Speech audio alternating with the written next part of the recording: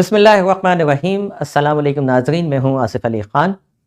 आज आपको एक ज़बरदस्त वाक़या सुनाता हूँ जिससे आपको इंस्पिरेशन मिलेगी कि किस तरह आपकी गलतियाँ आपके बच्चों के लिए बाज़ औक़ात बहुत ज़्यादा मसाइल का बाइस बनती हैं। मेरे पास एक केस आया, एक क्लाइंट 24-25 साल का एक नौजवान, और कहने लगा कि सर मुझे आपसे मिलना है और मैं बहुत लैक ऑफ कॉन्फिडेंस का शिकार हूँ। मुझे बिल्कुल जो है वो मेरी जॉब जो है वो लगी है नई, और मुझे उसमें ज़्यादा से ज़्यादा लोगों से बोलना पड़ता है, प्रेज़ेंटेशंस देनी पड़ती हैं जो कि मैं बिल्कुल नहीं दे पा रहा, और जिससे मेरा करियर दाँव पे लग गया है। यानी अगर मैं ये नहीं कर पाता हूँ तो मुझे खौफ़ है कि मेरी जॉब ना चली जाए।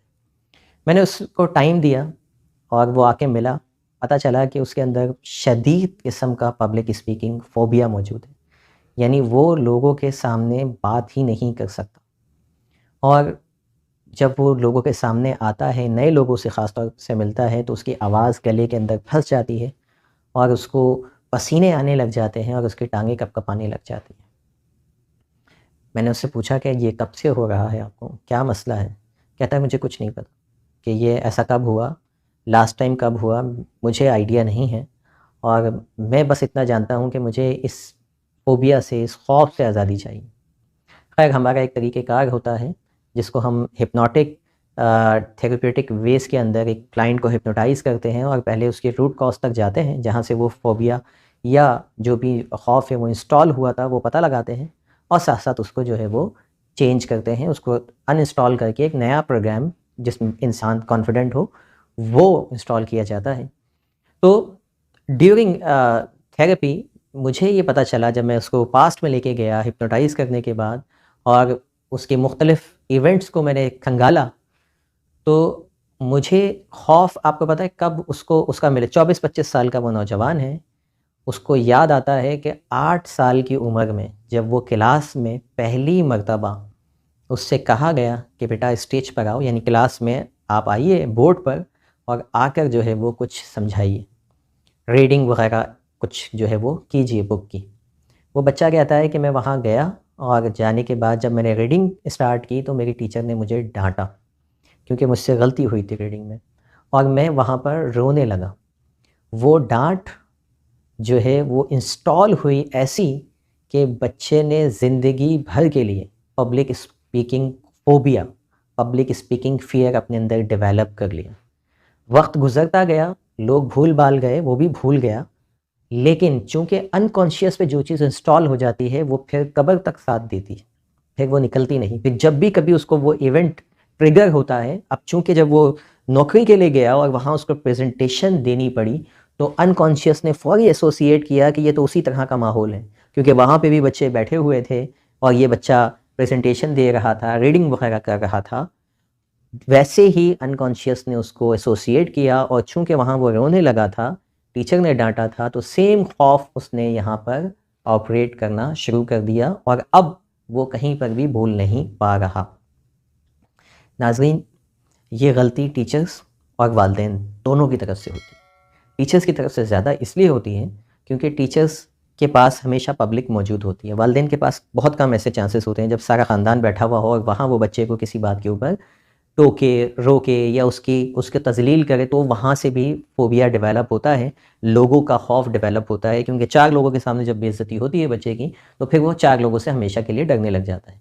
लेकिन स्कूल के अंदर ये बड़ा कॉमन है, इसलिए कि स्कूल में ये कल्चर होता है कि बच्चे को खड़ा किया जाता है, रीडिंग कराई जाती है, रीडिंग में कोई गलती होती है, टीचर या तो मज़ाक उड़ाती है, टीचर नहीं उड़ाती, कोई बच्चा उड़ाता है, और फिर 4 लोग हँसते हैं, और टीचर उस वक़्त सपोर्ट करती है बाज़ औक़ात हँसने वालों को। बाज़ टीचर बहुत अच्छे भी होते हैं, वो फ़ौरी तौर पर मज़ाक उड़ाने वालों को पनिश करते हैं, लेकिन बाज़ टीचर्स को इतना सेंस नहीं होता है। या बच्चे को बुलाया जाता है स्टेज पर, बोर्ड पर, उससे कहा जाता है कोई सवाल हल करो, बच्चा हल नहीं कर पाता तो सबके सामने उसकी पिटाई लगती है, उसको पनिश किया जाता है, उसको बातें सुनाई जाती। यूँ अगेन पब्लिक स्पीकिंग का खौफ बच्चे के अंदर डेवलप होता है कि वो फिर लोगों से घबराने लग जाता है। या ऐसी कई जगहें ऐसी हो सकती हैं, स्कूल में कई ऐसे इवेंट्स आते हैं जहाँ बच्चे को पब्लिकली कुछ बोलना होता है, और वहाँ टीचर उसका साथ नहीं देते, उसको मारते हैं, पीटते हैं, डाँटते हैं। कोई सबक याद करने के लिए दिया हो और उसके बाद कहा जाए कि हाँ भाई सुनाइए, फ़लाँ सवाल का जवाब दीजिए। अब बच्चा नहीं दे पाया, खड़ा किया उसको, और वहाँ उसको उसकी तज़लील करना शुरू कर दी टीचर ने। तो अगेन यहाँ पे क्या कर रहे हैं आप, उसके अंदर आपका वो जो सवाल है ना 2, 4, 5 लाइन्स का, उसका जवाब मिलना ना मिलना वो उसकी ज़िंदगी, उसके करियर को ख़राब नहीं करेगा। लेकिन आपका ये जो अमल है ना कि आप पब्लिकली उसको टाउंट कर रहे हैं, तज़लील कर रहे हैं, मार रहे हैं, ये उसकी सारी ज़िंदगी ख़राब करेगा। जैसे ये 24-25 साल का नौजवान जिसका करियर दाँव पे लगा हुआ था और वो किसी के सामने बोल नहीं पा रहा था। खुदाया इन छोटी-छोटी चीज़ों को सीरियस लेना शुरू करें, वरना फिर ये बड़े-बड़े फिर ये इसी तरह बच्चे रोते हुए आते हैं हमारे पास कि ये देखिए हमारे साथ क्या किया। अब उसके साथ किसने, जिसको वो अपना मोहसिन जानता है, जिसको वो अपना टीचर जानता है, जिसको वो अपने माँ-बाप के बाद सबसे ज़्यादा जो है वो इज़्ज़त देता है, उसी बंदे ने उसकी ज़िंदगी ख़राब कर दी कि वो आज किसी के सामने बोलने के काबिल नहीं रहा। आज उसको जो है वो थेरेपीज़ करवानी फिर पड़ रही है अपनी। ठीक है, ऐसा ना कीजिए। बच्चों से गलती होती है, उनको इनकरेज कीजिए, उनको बताइए कि बेटा ऐसे नहीं, उनको करेक्ट कीजिए, उनको बता, और कभी डांटना भी पड़े तो अलग से ले जाके डांटिए, अलग से ले जाके सख्ती कर लीजिए, लेकिन पब्लिकली ना कीजिए, वरना इसी तरह आप भी, ऐसे लाखों बच्चे होंगे, ऐसे लाखों नौजवान होंगे जो आज भी अब किसी के सामने बोलने के लिए घबराते होंगे और वो किसी थेरेपिस्ट के इंतज़ार में होंगे। ऐसे लाखों लोग होंगे जिनको थेरेपिस्ट मिला ही नहीं होगा। और 24-25 साल का ये नौजवान है, कोई 40 साल का भी होगा जो कहेगा अभी कमेंट के अंदर ही कि सर मेरे साथ भी यही मसला था। कितने लाखों नौजवान होंगे जिनको ये पता भी नहीं होगा कि ये खौफ आया कहाँ से था, लेकिन वो लोगों के सामने बोलने से डरते हैं और ये भी नहीं पता कि ये आया कहाँ से। उन्हें लगता है कि मैं पैदा ही ऐसा हुआ था। नहीं, आप पैदा ऐसे नहीं हुए थे। आपको अंदाज़ा नहीं है कि किस तरह हमारे ही लोगों ने हमारे अंदर खौफ पैदा किए हैं।